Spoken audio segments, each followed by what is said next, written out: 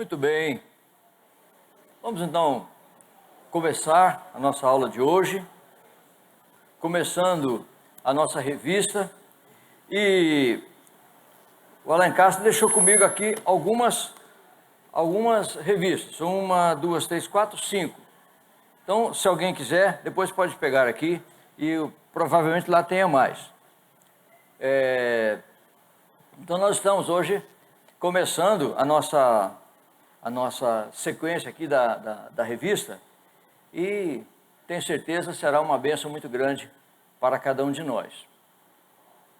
Nessa primeira lição, nós vamos fazer uma apresentação, não sei se precisa, mas de qualquer maneira, falar a respeito de quem é o professor.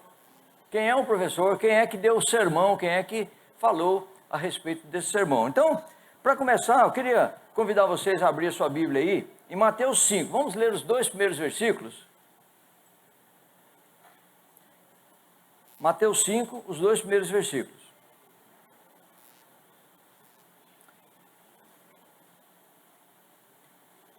Vamos ler em conjunto? Vendo Jesus,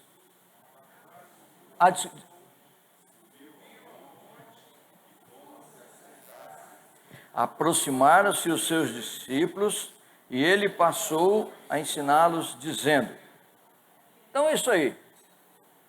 Então, vendo Jesus as multidões, subiu ao monte. Aí,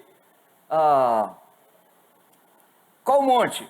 Então, realmente o texto não fala. Aí eu estava olhando, depois vai aparecer a imagem direitinho lá, estava olhando lá um local onde atribuído, foi aqui que Jesus deu o sermão das bem-aventuranças. Então, hoje tem até um templo lá no local e tal, mas sabe como é que é, né? Então, turismo é para isso. Então, só foi aqui. Aí todo mundo, a gente vai lá passear, só foi aqui. Bom, mas tudo bem. Então, vamos ver se é mesmo.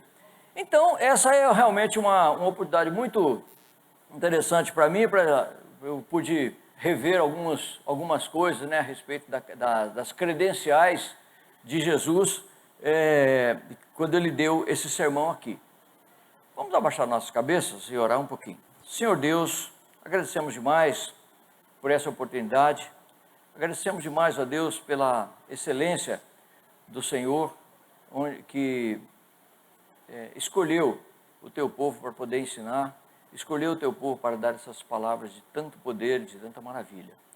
Obrigado, Deus, por cada um de nós que estamos aqui e que realmente nós sejamos ricamente abençoados na tua presença hoje, em nome de Jesus.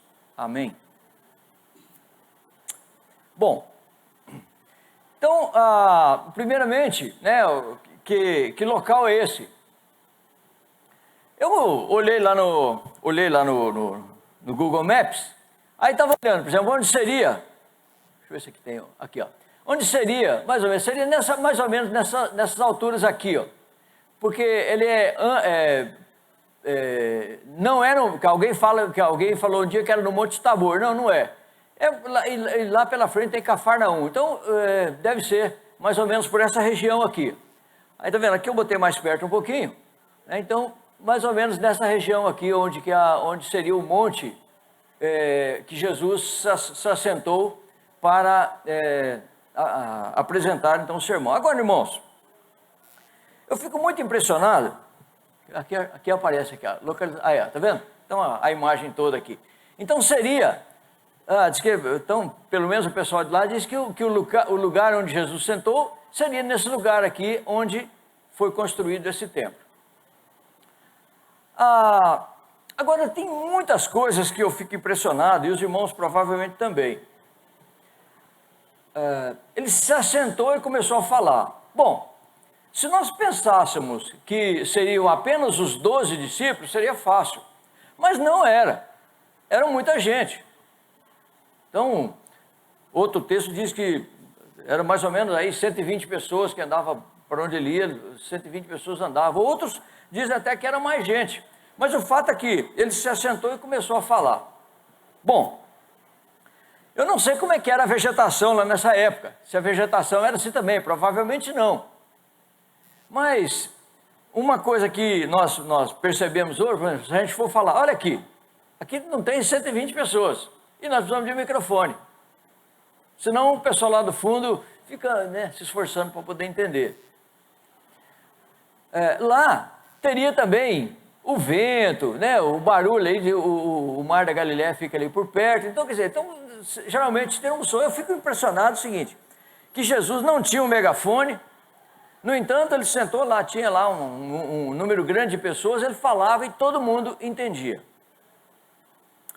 Teve um dia desse, eu tinha um colega de trabalho lá, que era nordestino, e ele disse que lá no Nordeste tem um local, eu não sei, o Perotti não está aqui hoje, mas então lá no Nordeste que tem um local que é tão silencioso, que a pessoa escuta o batido do coração.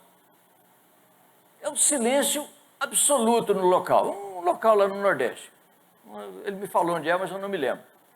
Então, quer dizer, se você está num lugar tão silencioso que escuta o batido do seu próprio coração, é porque realmente o lugar é silencioso. Hoje em dia ninguém escuta o batido do coração, o médico tem que botar aquele aparelho aqui, olhe lá, né? Então, o barulho é muito grande, mas se nós imaginássemos que aquele barulho, que essa local que fosse que nem aquele lá no Nordeste, onde a pessoa escuta o batido do próprio coração, seria mais ou menos razoável que a pessoa, quando fala, o som vai longe, né? Então, com clareza. Não sei se era aqui. Mas, de qualquer maneira, eu fico impressionado de como é que as pessoas paravam para ouvir. Agora, a gente vai, na sequência da lição, que vai poder entender que as pessoas paravam para ouvir por várias coisas. Primeiro, por causa das credenciais de quem é que estava dando aula. Porque você sabe muito bem, dependendo da importância da pessoa que a gente vai ouvir, a gente presta atenção. Esse assunto é importante, a gente presta atenção, fica de butuca ligada, né? Se a pessoa... pegou uma pessoa, por exemplo, que ele é da área de medicina e vai dar uma aula de direito. Sujeito que não sabe nada de direito. Se ele for dar aula de medicina, tudo bem, mas direito, não entende nada. Mas aquele mestre não.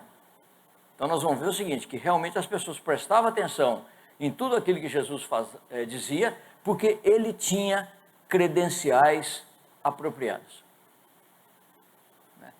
Ele tinha autoridade naquilo que falava. Sabia do que estava falando. Tudo bem, então vamos ver. Antes de passar para frente, eu vou pedir o pessoal para passar um pedacinho de um vídeo a respeito desse local. Vamos ver, por favor. Então a gente vai ouvir ele agora em hebraico e com a legenda em português. E um obrigado especial ao guia Tamir Gross, que está fazendo a leitura para a gente. ויהי כראותו את המון העם, ויעל ההרה, וישב שם, ויגשו אליו תלמידיו. ויפתח את פיו, ויורם, ויאמר, אשרי עניי הרוח, כי להם מלכות השמיים. אשרי האבלים, כי הם ינחמו. אשרי הענבים, כי המה ירשו ארץ. אשרי הרעבים והצמאים לצדקה, כי הם ישבעו. אשרי הרחמנים, כי הם ירחמו. אשרי ברי לבב, כי הם יחזו את האלוהים. אשרי רודפי שלום, כי בני אלוהים יקרא להם. אשרי הנרדפים בגלל הצדקה, כי להם מלכות השמיים. אשריכם, כי יחרפו ורדפו אתכם, ודיברו עליכם בשקר כל רע, בעבורי. שמחו וגילו, כי שכרכם רב בשמיים. כי כן רדפו את הנביאים אשר היו לפניכם. אתם...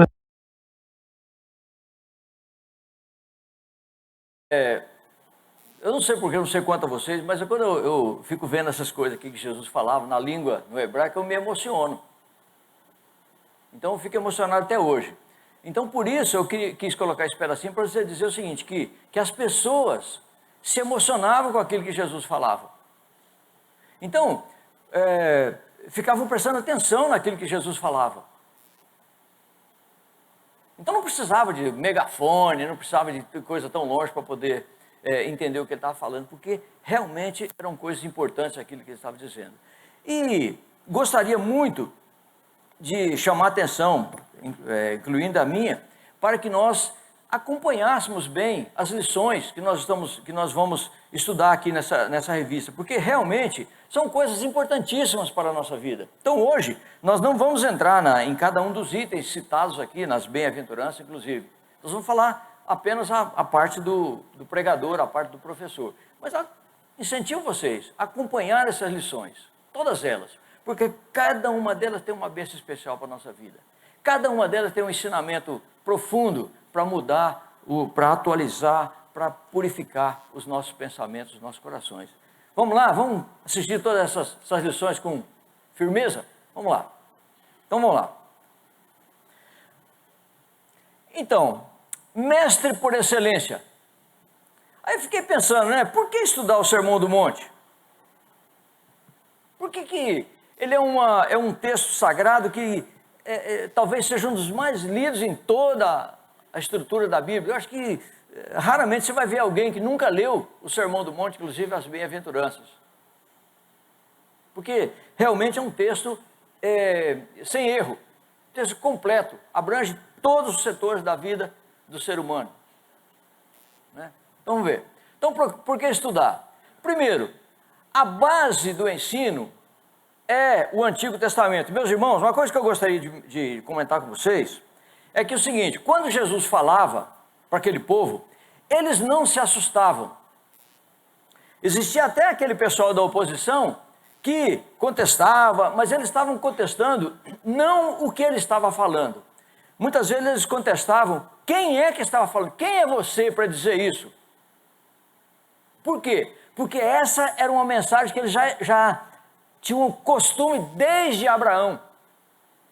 Desde Abraão, passando de pai para filho, a mensagem era a mesma.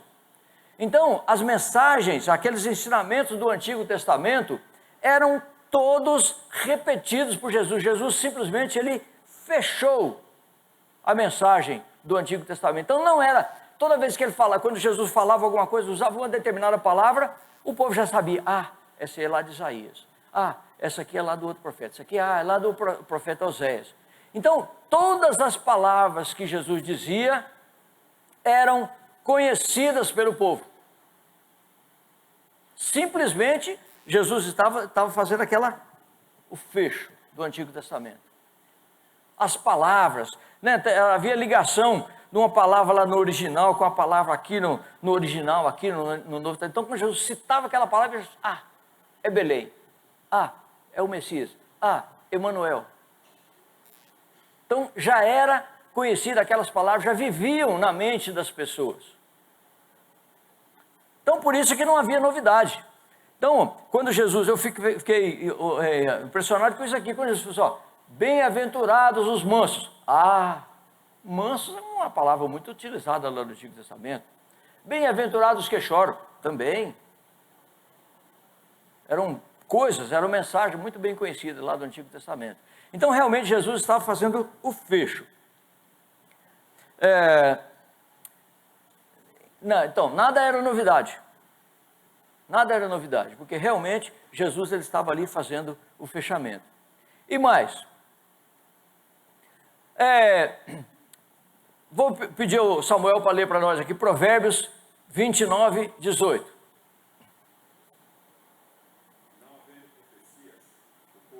Rompe. Lê de novo.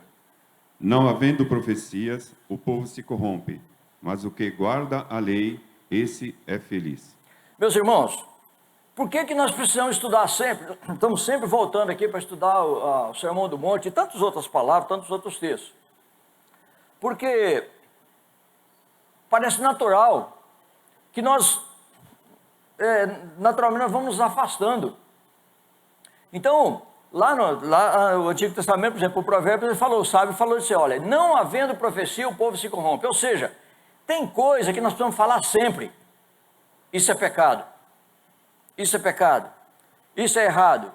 Isso é errado. Aí, é errado, mas deixa eu dar uma afastadinha aqui. Isso é errado. Aí você volta de novo.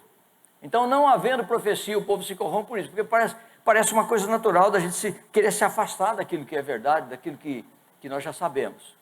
Então, a palavra sendo colocada aqui com esse objetivo. Olha, você sempre tem que lembrar. Lá no Antigo Testamento, por exemplo, o profeta falava assim, olha, né, escreva nos umbrais da porta, para todo lugar que você for, anda com o negócio grudado na testa. Por quê? Porque era importante a pessoa estar sempre com aquela palavra na mente e no coração. Então talvez esse seja um dos grandes desafios que eu quero, né, pelo motivo que eu estou trazendo o desafio de vocês, de acompanharem, né, de nós acompanharmos bem essas lições, é por isso, porque é uma profecia, e nós precisamos de ouvir essa profecia direto, sempre ela precisa estar repetida, porque se nós pararmos de ouvir, a gente vai se desviar.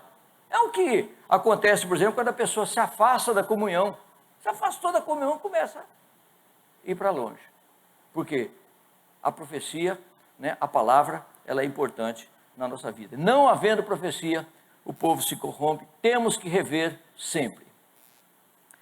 Bom, o estudo eficiente da Bíblia. Então eu estava observando aqui, como é que eu posso fazer? Como é que eu vou dar valor? Eu me lembro, gente, quando eu estava dando aula, sabia dessa história do professor, que nós vimos aqui, inclusive, né? Uma aula eficiente, uma aula que a pessoa presta atenção, é quando é uma aula que a pessoa precisa dela. Eu não sei se vocês já tiveram um professor, que ele chega assim e fala assim, olha gente, é o seguinte, eu vou ensinar essa matéria para vocês, mas essa matéria aqui não serve para nada não. Isso aqui, ó, vocês não vão usar em lugar nenhum. Gente, matou. Ninguém vai prestar atenção. Aí, eu chego lá, por exemplo, eu chegava na minha aula, ia dar uma aula de programação em C. Só olha aqui, gente, assim, eu vou ensinar C para vocês hoje. E se você não aprender a programar em C, você vai morrer pobre. O quê? O cara está estudando computação e vai morrer pobre? Não, então eu tenho que aprender C. Né? Então, eu não tinha outro motivo, né, no primeiro dia de aula para falar com eles lá. Então, para dar importância para a matéria. Olha aqui, a minha matéria é a mais importante dessa faculdade aqui. Se você não aprender essa matéria, vocês perderam o seu tempo. Bom, então, é importante, né? Um professor, ele tem, quando ele vai ministrar um assunto, ele tem que realmente acreditar naquilo que ele está ensinando. Gente, eu vou ensinar esse negócio aqui é tão difícil que ninguém vai entender nada. Eu vou ensinar aqui, mas ninguém vai entender nada. Pronto, matou. Matou os alunos, né? Aí, de vez em quando você vê alguém cochilando, né? Eu já dava aula lá, por exemplo, tinha 60 pessoas na sala, tinha 20 cochilando. Ai, meu Deus, minha aula não está com nada, né? 20 pessoas cochilando na sala, porque ou o professor era ruim, né? Não estava sabendo comunicar, ou então a matéria estava mal dada. Mas Jesus não. Ele estava ensinando alguma coisa que era fundamental para a vida das pessoas, então as pessoas entendiam isso. Agora, para eu levar a Bíblia a sério, então, para eu estudar realmente com eficiência, eu preciso levar a Bíblia a sério. Eu não vou me comportar diante da mensagem da palavra de Deus como se eu me comportaria diante de uma mensagem qualquer. Não. Eu tenho que levar a sério. Quando eu for ler a palavra de Deus, eu tenho que entender que eu estou lendo alguma coisa séria. Alguma coisa séria. Eu me lembro de uma vez que eu estava lá no Mato Grosso, na casa dos meus pais, e assim, eu fiquei lá acho que 2 meses. 2 meses, quando eu terminei a faculdade, ia para fazer pós-graduação, fiquei 2 meses em casa. Então eu falei, quer saber? Eu vou ler a Bíblia inteirinha. Realmente eu li a Bíblia inteirinha em 2 meses. Mas assim, naquela pauleira, era se eu parasse para pensar onde é que estava, mas beleza, foi um propósito que eu fiz de ler em 2 meses, eu li em 2 meses. Mas foi uma pauleira. Mas depois a gente vai ler, só não, agora eu vou ler com calma, porque realmente é uma mensagem importante. Tudo que eu aprender aqui vai servir para a edificação da minha vida. Então leia. A Bíblia realmente tem que ser levada a sério, não é qualquer livro. Aceitar como ela já é, ela já está completa. Outro dia alguém comentou de um pregador, não, nós vamos atualizar a Bíblia e tal. Eu até diria que tem algumas coisas que se perguntasse a minha opinião, eu ia sugerir uma mudança aqui da mudança dos versículos. Que às vezes tem versículo que está separado num lugar sem sentido. Né? Tem um capítulo, eu procurei que eu não achei, o capítulo começa no versículo 2. Ué, por que não terminou antes lá? Então, talvez se eu pudesse mudar, tá vendo esse versículo aqui poderia incluir o outro, eu podia terminar aqui, né? Só isso, mas o que está escrito não, está completo já. E outra coisa, permitir que ela fale conosco. Meus irmãos, evidentemente que nós temos hoje linhas de culto que eu não tenho nenhum interesse em comentar ou falar que eu sou contra ou a favor, de jeito nenhum. Mas existem pessoas que têm, Deus falou comigo desse jeito, Deus falou comigo daquele outro jeito, Deus falou comigo daquele outro jeito. Mas às vezes a gente vai observar como foi que Deus falou ao coração daquela pessoa, não foi pela Bíblia. Tá bom, então, tem gente que ouve a voz de Deus no sonho, tem gente que, enfim, mas o que eu acho importante é o seguinte, olha, deixe que a Bíblia fale. Ela já tem tudo aquilo que a gente, tem toda a revelação que nós precisamos. E não sei se já aconteceu com vocês, mas de vez em quando você está com determinada dúvida, ou procurando saber uma palavra, aí de repente você bate o olho num texto, está lendo um texto, de repente o texto parece que começa a piscar. Né? Mas esse aqui está piscando, o que é isso aqui?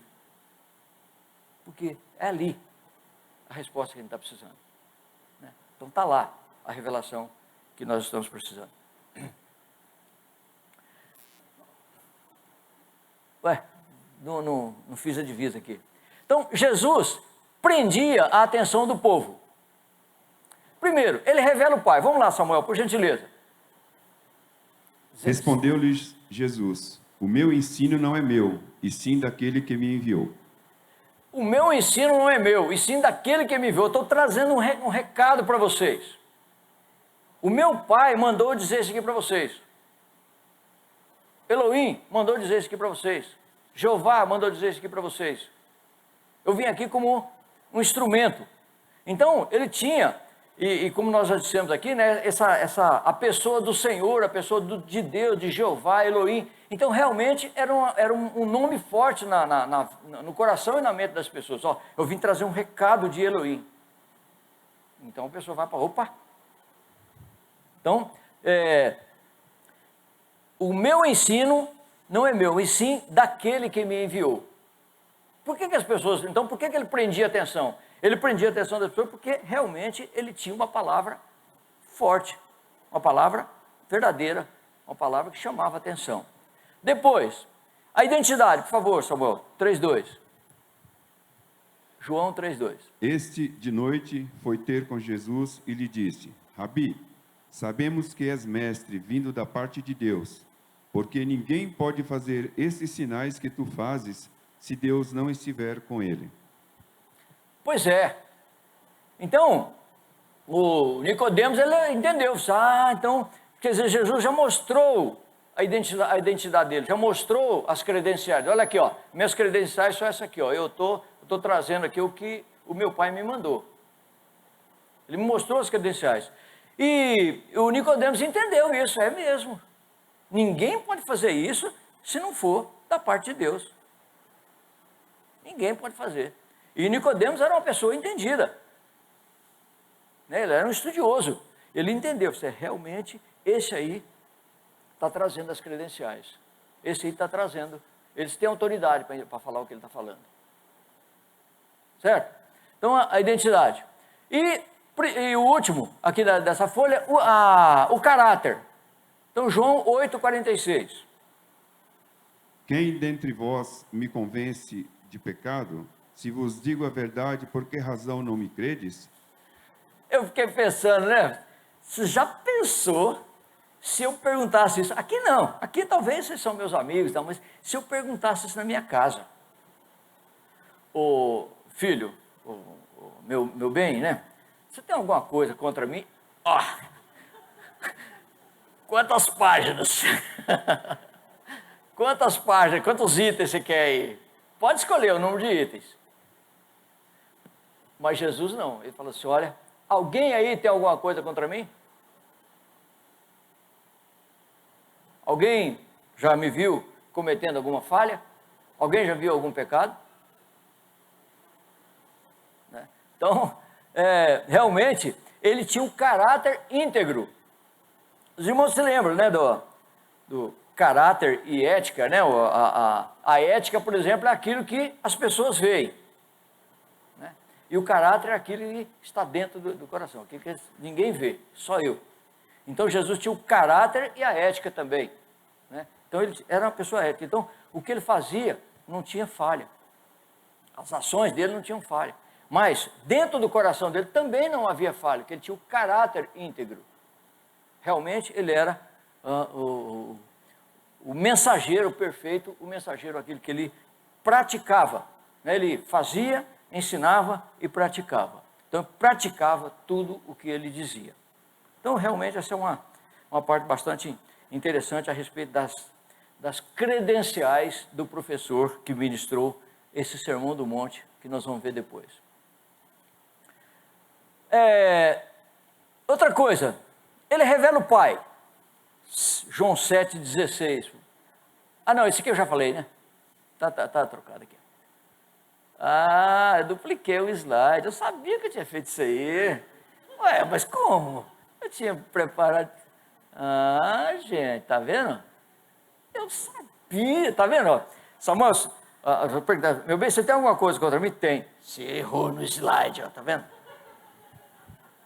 Errou. Fez o slide errado. Não, esse aí vocês é que pode fazer, né? Aí, tá vendo? Ó? Ah, viu? Eu deixei o slide velho lá no lugar aí. Então, vamos ver. Ele tem autoridade. Então, por favor, Mateus 7, 28 e 29.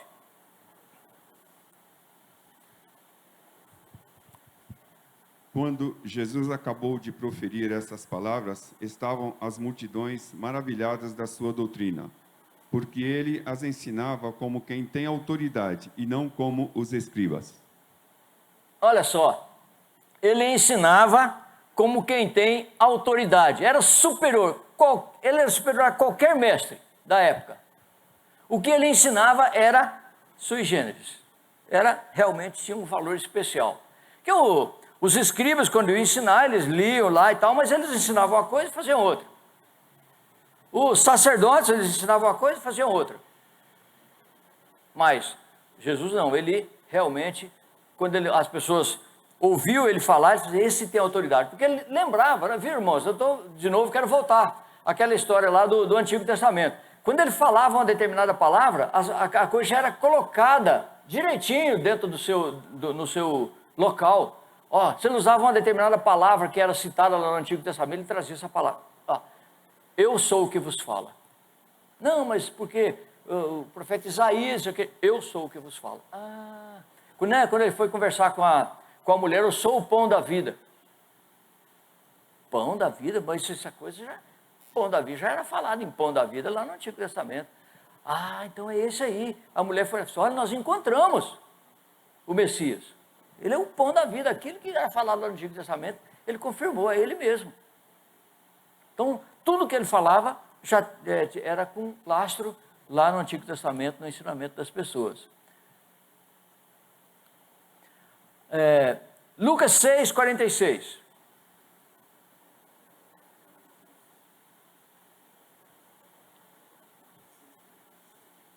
Não tem?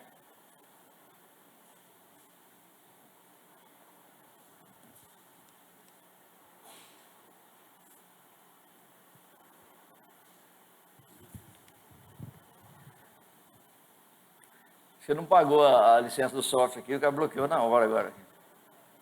Porque se me chamais Senhor, Senhor, e não fazeis o que vos mando? Isso, né? Por que me chamais Senhor, Senhor, e não faço o que eu mando? Então veja, meus irmãos, é que aqui, qual era a autoridade que ele tinha? Era a autoridade do Pai.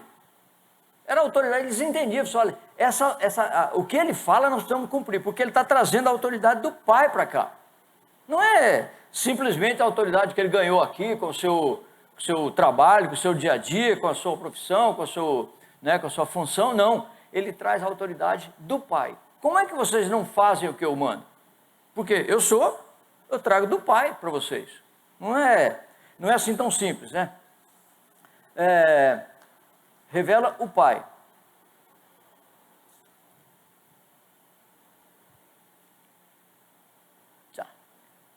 Agora, Mateus 9, agora tem um pouquinho maior o texto, que Mateus 9, 2 a 6. Mas, por favor.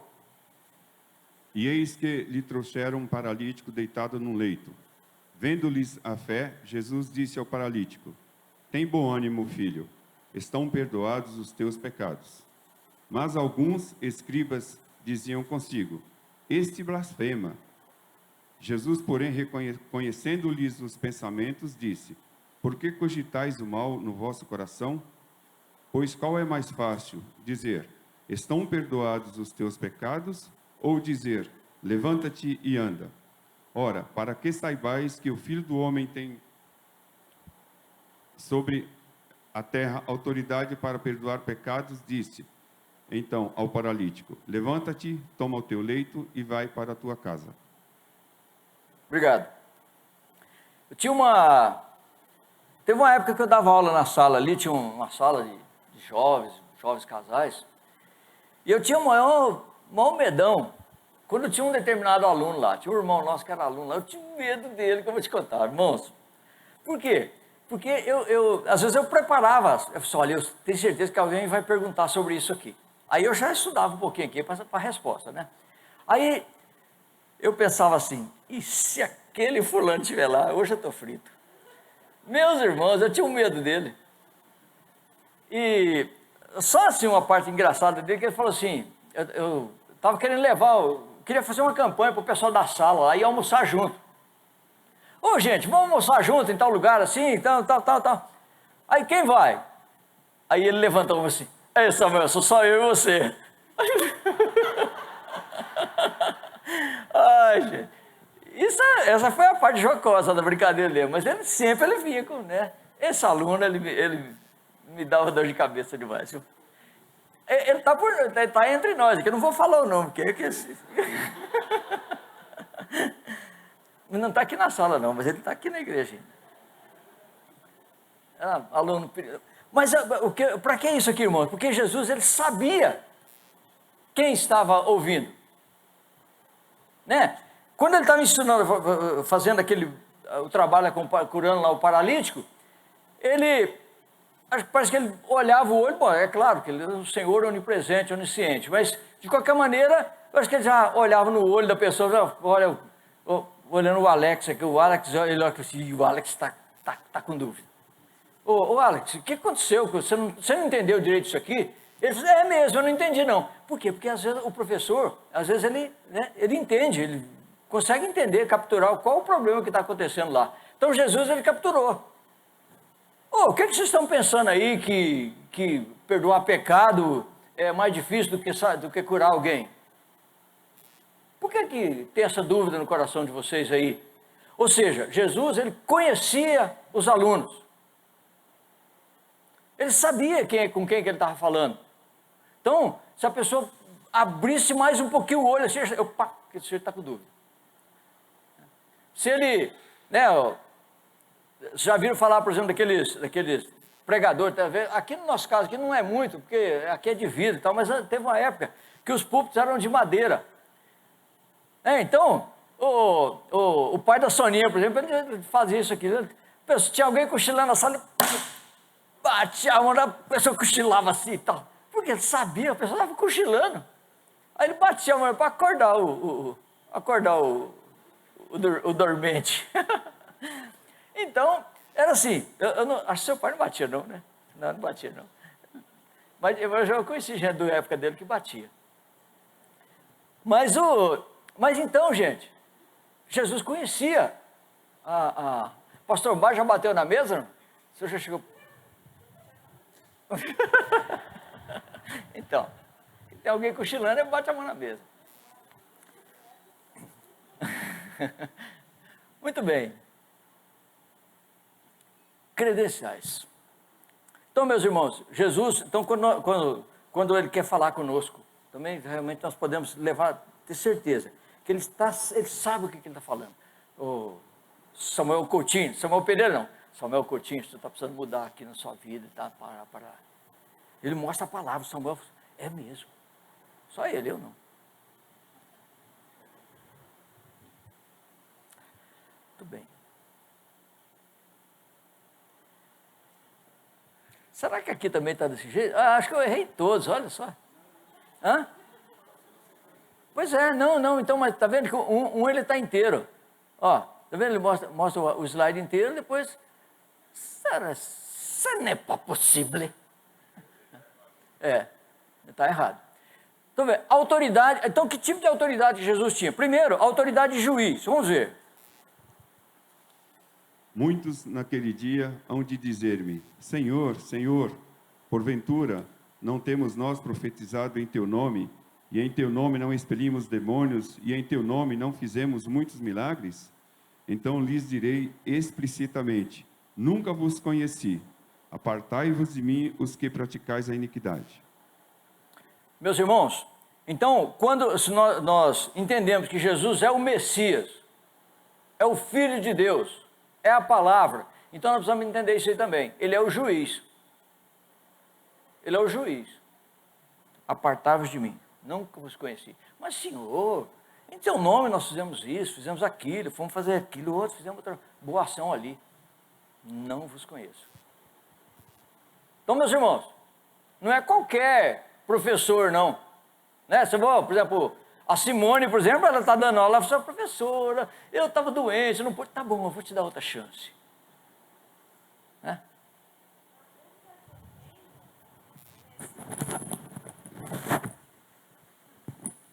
Então, uma dúvida que eu tenho nesse versículo é: se eles não andavam de acordo com Jesus, e mesmo assim eles faziam prodígios, milagres, expelindo demônios, porque Deus, né, Jesus permitia que, mesmo eles não estando consoantes à vontade de Deus, em nome dele as coisas aconteciam?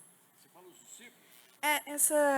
Que nem Jesus está falando assim, que muitos naquele dia vão vir, esses muitos, entendeu? Que não faziam parte do cristianismo, digamos assim. Mesmo assim, usando o nome de Deus, Deus permitia que milagres e prodígios acontecessem. Eu não sei. Pode ser que seja por causa da fé da pessoa com quem eles estavam falando, né? Então a pessoa tinha fé, aquele sujeito não era a pessoa indicada para falar, mas quem estava ouvindo tinha fé. Não? Pelo menos uma opinião. Alguém tem autoridade do nome, isso. Quando se usa o nome de Jesus, não é Eliane mais. Eu posso ser aqui, desculpa, assim, uma loucura, prostituta. Eu usando o nome de Jesus, não é a prostituta que está ali, é o nome de Jesus. Que tem poder, né? Tem poder. E a pessoa que está recebendo aquela oração com fé, junto o poder do nome, com a fé da pessoa, aí o milagre acontece. Mas eu não faço parte do reino. Eu vou ser aquela que ele vai olhar para a minha cara e falar: realmente. Tanto que Jesus não chama eles de mentirosos, né, Samuel? Ele não fala: vocês não fizeram nada de milagre, que história é essa? Jesus não chama eles de mentirosos. Eles realmente fizeram milagre, mas não tem parte no reino. Minha filha, está cheia de gente assim.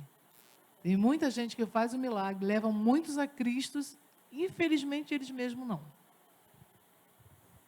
Tá bom? Samuel, tem mais alguém querendo comentar ali? Por favor.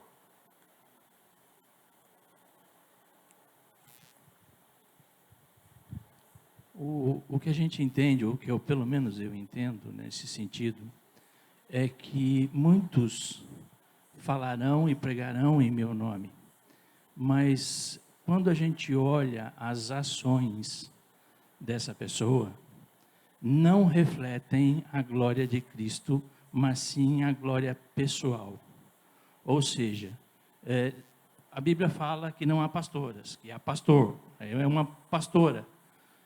A Bíblia está dizendo não. No dia do juízo, essa pessoa vai se acertar com Cristo. A sua vida tem que refletir aquilo que a Escritura diz. É pecado ter outros deuses, é pecado adulterar, é pecado... Ou seja, essas pessoas têm uma vida que não reflete a glória de Deus, mas elas trabalham para que a glória de Deus seja manifesta através das vidas dela. Então a glória é para ela e não para a glória de Deus. Essa pessoa não tem parte no reino. Tá? Ela não tem parte no reino. Ela professa que Cristo salva, mas ela vive para ela e não para Cristo. É isso que a Escritura está afirmando de forma muito clara. Então eu só sou salvo se eu sou servo, e não se eu tenho cargo ou se eu tenho alguma coisa para minha glória. Eu estou fora do reino. O poder é o nome, né? O nome de Jesus. Eu concordo com o que a Eliane falou do poder do nome de Jesus. Eu só queria acrescentar que isso é um lembrete para a gente que às vezes segue a pessoa pelo que ela faz. E a salvação realmente é muito individual. E o que você falou também no começo, Samuel, a maior revelação de Deus é a sua palavra. Não é os milagres, não é... Aliás, os milagres estavam muito ligados à incredulidade, né? Num lugar que tinha muita incredulidade, era necessário ter um milagre para que as pessoas crescem. E a gente tem que viver daquilo que, pela fé mesmo, né? De ver aquilo que não está vendo, né? De saber que Deus é isso. E a outra coisa que eu ia falar é que tem aquela até que virou, não sei se foi verdade, se é piada, o que é, mas da moça, da senhorinha que estava pedindo na rádio, pediram para ela comida, porque ela não podia trabalhar, enfim, e aí uma pessoa que era ateu levou a comida e falou, eu vim, ele pegou a comida e falou, olha, quem mandou entregar para vocês foi o diabo. Aí ela disse para ele, bom, mas quando Deus manda, até o diabo obedece, né? Então, Deus é soberano, Ele manda quem Ele quer e Ele faz exatamente o que é, independente de quem nós somos. Então, obrigado, né? Obrigado pela participação, foi excelente. Então, o nome de Jesus é que tem poder, tá certo? Muito obrigado. Bom, a autoridade de Deus. Então, de novo, né? Estamos falando assim, com que autoridade, que autoridade era essa que Jesus tinha? Por que as pessoas prestavam tanta atenção naquilo que ele falava? Por que esse ensinamento veio, né, passou de tempos em tempos e ninguém esqueceu? 10:30, João 10:30, por favor, Samuel. Eu e o Pai somos um. Eu e o Pai somos um. Olha só. Então, olha, a minha autoridade, acabou. A minha autoridade é essa, porque eu e o Pai somos um. Eu sou o Pai, olha, eu vim direto de lá. Nós somos uma pessoa só. Então, realmente aquilo era muito importante para que as pessoas compreendessem. Então, a autoridade de Jesus baseada nisso aí. Primeiro, ela é juiz, né? Eu vou separar os bodes das ovelhas. Depois, olha, eu e o Pai somos um. E ainda, é isso aí. Agora, meus irmãos, eu queria falar um pouquinho também sobre o ensino. Sobre o ensino.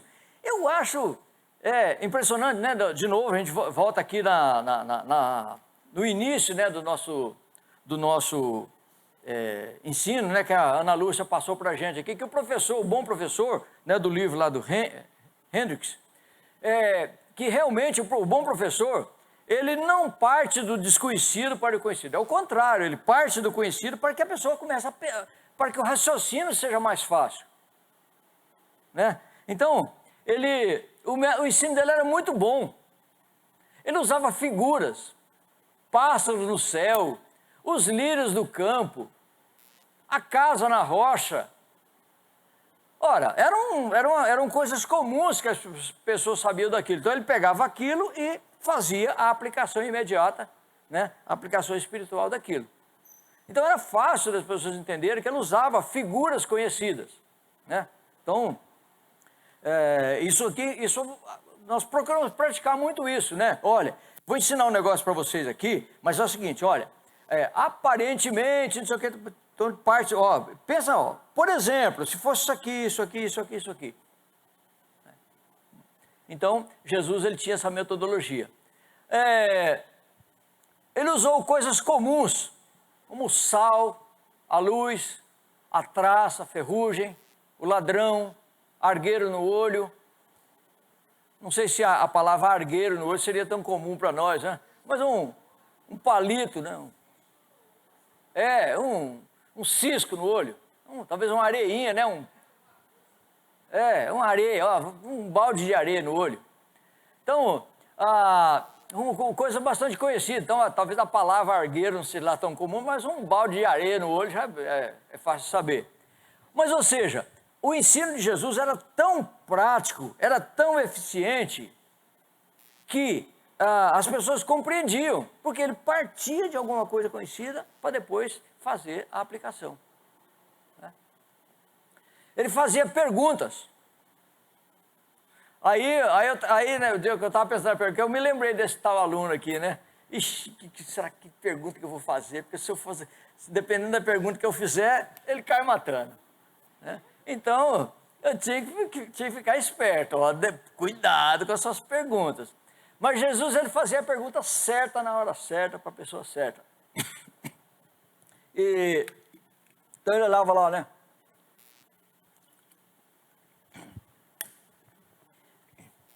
Qual é a recompensa em fazer o bem para quem te ama? Ué, fazer o bem para quem te ama é fácil. Aí, meu filho, agora quero ver você fazer o bem para quem não te ama, para quem te odeia. Então essa é a verdade, né? Pode alguém colher uvas do espinheiro? Todo mundo sabia o que era uva, todo mundo sabia o que era espinheiro. Todo mundo sabia onde que produzia uva e todo mundo sabia qual era o produto do espinheiro. Pode alguém colher uva do espinheiro? Então, a metodologia de Jesus era muito boa. Excelente. Então, talvez, né, um ingrediente a mais, né, para que as pessoas prestassem atenção naquilo que ele estava falando.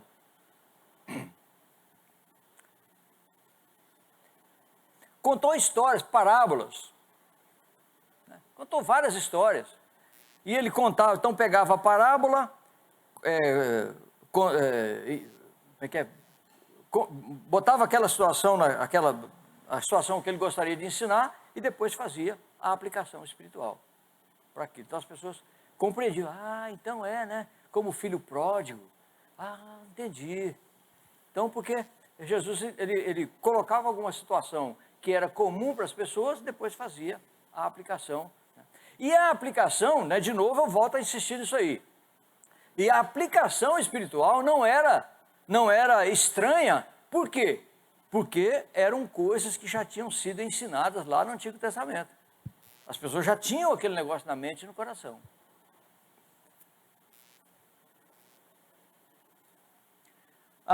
Domínio da matéria nem vamos falar, né? Já pensou?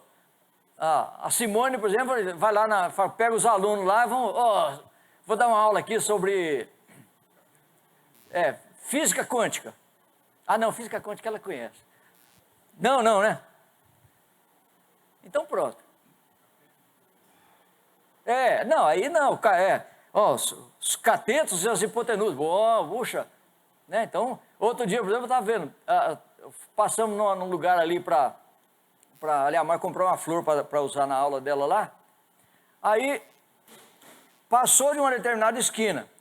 Para vir para casa, então, quer dizer, eu deveria ir pela Heitor Villa-Lobos, depois ir lá pegar Francisco José Longo e vir para cá. Eu não vou andar pelos catetos, vou andar pela hipotenusa. Dei uma resinha de 10 metros, peguei outra rua e fui para a hipotenusa. Muito mais fácil, muito mais perto, né?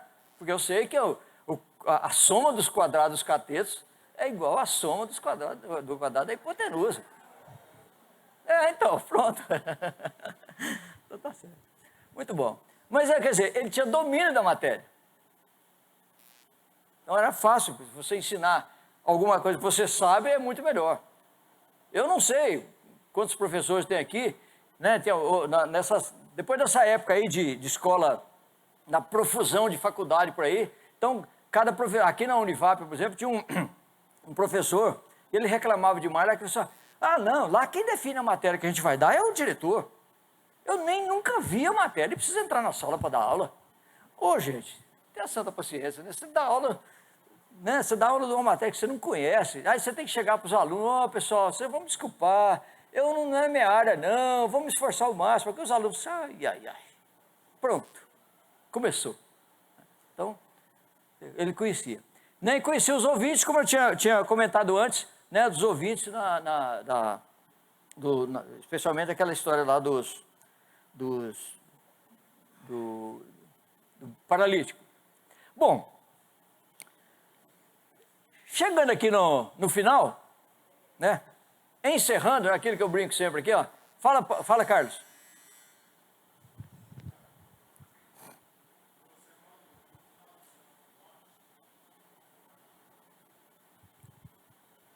A aula inicial, né, do Sermão do Monte, já estou indo para o final, né?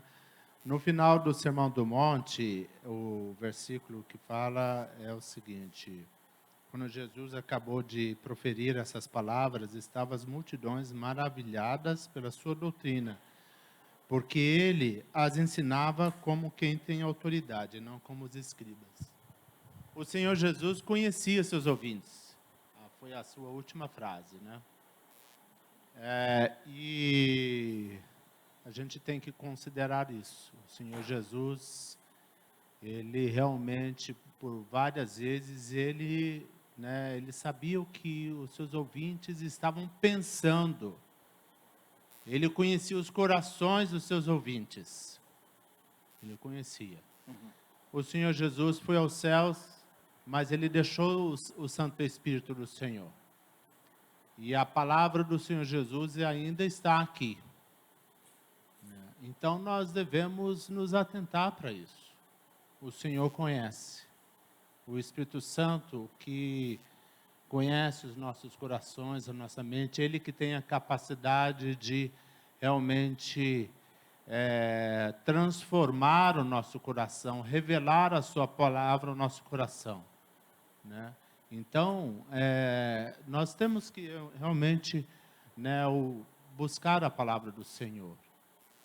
E através do Espírito Santo ela será revelada a nós, e os nossos corações, e as nossas mentes serão transformadas, né?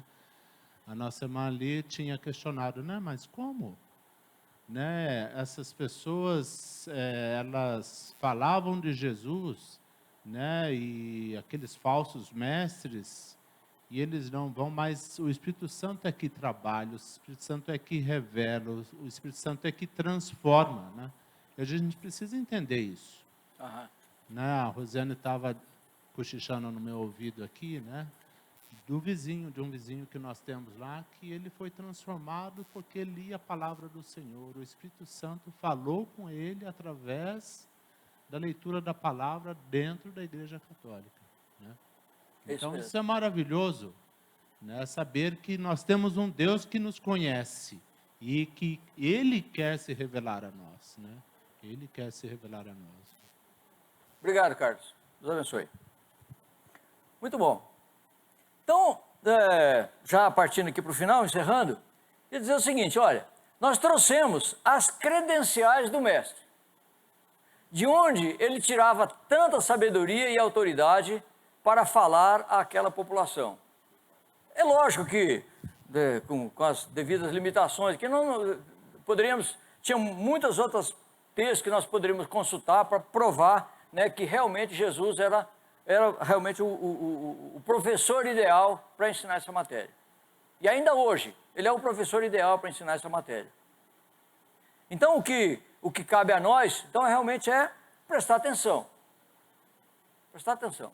Então, falar àquela população. E, finalmente, nas próximas lições, veremos com detalhes cada uma desses conceitos. Por exemplo, são duas lições que falam sobre o caráter do cristão. Nós falamos a respeito do caráter de Jesus. Então, Jesus ele tinha o caráter perfeito. Então, vamos ter aulas aqui a respeito do caráter. Como é que é o cristão de bom caráter? Como é que é o cristão de mau caráter? Tem? Não tem? Como melhorar? Depois, a influência. Qual a influência do cristão? A justiça, né? Tem uma das bem-aventuranças que fala assim, bem-aventurados que têm fome e sede de justiça, porque serão fartos. Gente, que negócio tão profundo. Se nós temos fome e sede de justiça, então tudo que nós fazemos, tudo que nós praticamos, tudo que nós pensamos é justo, tem que ser justo. Tudo aquilo que é justo, ocupe, seja isso que ocupe o vosso pensamento. Então, uma bem-aventurança muito, muito grande. Então, nós vamos estudar detalhes a respeito deles. O ato de reconciliação, o casamento, a palavra de honra do cristão, sim, sim, não, não. A afirmação, navegação e afirmação da vida do cristão, piedade do cristão, a oração que Deus atende, a ambição, relacionamento do cristão, um convite à oração, renúncia e o compromisso, quais são os compromissos do cristão. Então, irmãos, olha, realmente eu gostaria muito de incentivar vocês, né? Quem puder, tem algumas revistas aqui ainda, 10 pilas cada uma. Se não tiver, não tem troco, se der 50, vai ter que pagar 50 numa, então levar 5. Né? Então não tem troco. Então, por favor, pega a sua revista, siga, que realmente nós temos bênçãos sem medidas nesse período que nós estamos estudando essas lições. Tá bom? Alguma palavra, Silvana?